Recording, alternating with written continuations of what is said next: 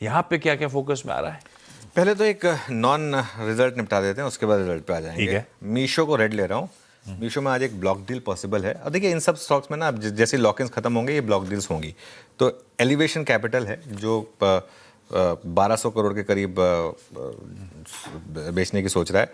इनकी 12% की हिस्सेदारी है। ध्यान रखिएगा लेकिन एक चीज़, ये स्टॉक ब्लॉक डील के एंटिसिपेशन में गिर चुका है।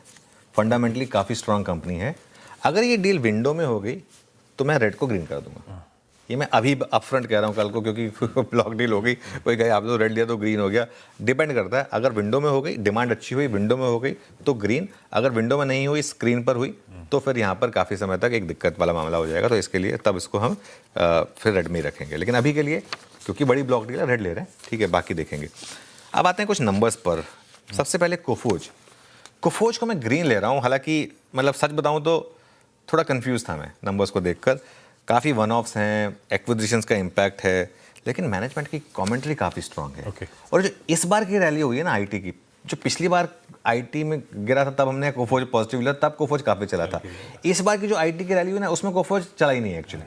ये 1 महीने की रैली हुई, 3 महीने में तो बड़ा तेज़ दिखाई देगी आपको, लेकिन 1 महीने वाले उसमें नहीं चला ज़्यादा। और अगर आप देखेंगे तो जो उन्होंने एनकोरा का एक्विजिशन है और इंटीग्रेशन का खर्च है उसकी वजह से नतीजों पर दबाव है। लेकिन डॉलर आय 21% बढ़ी है क्वार्टर ऑन क्वार्टर, जो बेस्ट इन क्लास है ऑब्वियसली। वो कोफोज का ट्रेंड रहा भी है। मुनाफा 15% गिरा है और organic constant currency revenue growth 1.1% है, बाकी एक्विजिशन से आई है। और Q1 में इन्होंने $691 मिलियन के नए ऑर्डर मिले हैं और ऑर्डर बुक 27% बढ़कर $2.23 बिलियन पर आई है। और एक चीज़ जो उन्होंने कही है सुधीर सिंह ने कि FY27 जो है ना कंपनी के लिए एक्सेप्शनल ईयर होगा। एक्सेप्शनल उन्होंने वर्ड यूज़ किया है।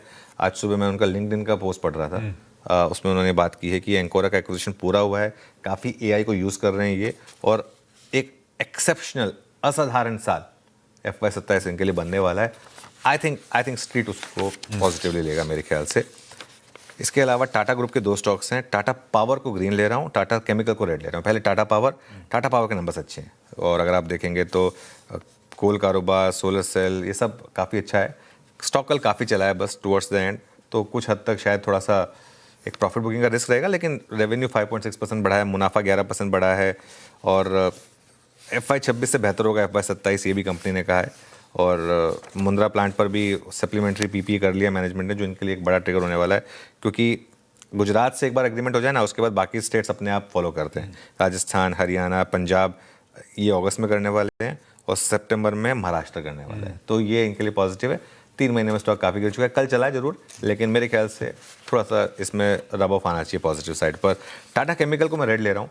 टाटा केमिकल के नंबर अगर आप देखेंगे तो मुनाफे के सामने घाटा है। वैसे ही केमिकल कंपनीज इस क्वार्टर में काफ़ी ख़राब नंबर पेश कर रही हैं, SRF दिखाई था आपने, और रेवेन्यू भले बढ़ा है। और दूसरी चीज़, कमेंट्री इन कंपनियों की भी काफ़ी वीक है। नियर फ्यूचर में सोडा ऐश डिमांड काफ़ी फ्लैट रहेगी, ये मैनेजमेंट ने कहा है। और मैक्रो इकोनॉमिक वीक हैं और कैपेसिटी से ज़्यादा, मतलब वो कैपेसिटी बहुत ज़्यादा हो चुकी है, तो इस वजह से सप्लाई ज़्यादा है, तो इस वजह से ये, और ग्लोबल प्राइसिंग नरम रहेगी, साफ बोल रही है मैनेजमेंट, तो इस वजह से इसको मैं रेड ले रहा हूँ। उसका तो रेड लेना बनता है बेसिकली। कैप्री ग्लोबल कैश में ये इनके नंबर्स काफ़ी शानदार हैं। अगर आप देखेंगे तो AUM में रिकॉर्ड उछाल है और लोन जो बुक है वो भी करीब 62% बढ़ी है, 102% प्रॉफिट बढ़ा है, इनकम 57% बढ़ी है। नीचे उसमें काफ़ी रैली आई थी, ऊपरी लेवल से काफ़ी स्टॉक करेक्ट भी हो चुका है, तो ये एक और स्टॉक होगा जो आज मेरे रेडार पर रहेगा। और फाइनली कोल इंडिया को रेड ले रहा हूँ। कोल इंडिया की Q1 के नंबर जो हैं वो थोड़े से कमज़ोर हैं, मार्जिन कम हुआ है, एबिडा अनुमान से कम है, एडजस्टेड एबिडा तो करीब 9% गिरा है इनका, और थोड़ा सा कॉस्ट बढ़ने का और ऑक्शन वॉल्यूम कमज़ोर रहने का थोड़ा सा एक इम्पैक्ट है। एक स्टॉक जिसको लेकर मैं बहुत डिवाइडेड हूँ, इसके लिए मैं इसको कोई कलर नहीं दे रहा हूँ, लेकिन गोदफ्रे फिलिप्स लेकर आइएगा एक बार ज़रा, क्योंकि ये स्टॉक कल चल चुका है, इस वजह से थोड़ा सा आज एक इसमें नर्वसनेस आ सकती है। प्राइमा फेसी नंबर्स जो हैं थोड़े से आपको वीक लगेंगे, लेकिन ध्यान रखिएगा इसमें एक एक्साइज का इम्पैक्ट है। वॉल्यूम में डी ग्रोथ है 2% की, स्ट्रीट मान के चल रहा था इस बार सिगरेट कंपनियां 5 से 10% की डी ग्रोथ करेंगी, लेकिन क्योंकि ये स्टॉक पहले चल चुका है और काफ़ी वाइल्ड स्टॉक है ये, मैं इसको कोई कलर नहीं दे रहा था। मुझे नहीं पता ये स्टॉक क्या करेगा ऑनेस्टली स्पीकिंग। ये भी हो सकता है कि गैप डाउन के बाद स्टनिंग रिकवरी भी आ जाए इसमें, इसकी भी पॉसिबिलिटी रहेगी। लेकिन ऐसे स्टॉक्स को एनालाइज करना बहुत टफ होता है, तो इसके लिए इस पर कोई व्यू नहीं ले रहा हूँ, लेकिन नंबर्स बताना जरूरी था। बिल्कुल।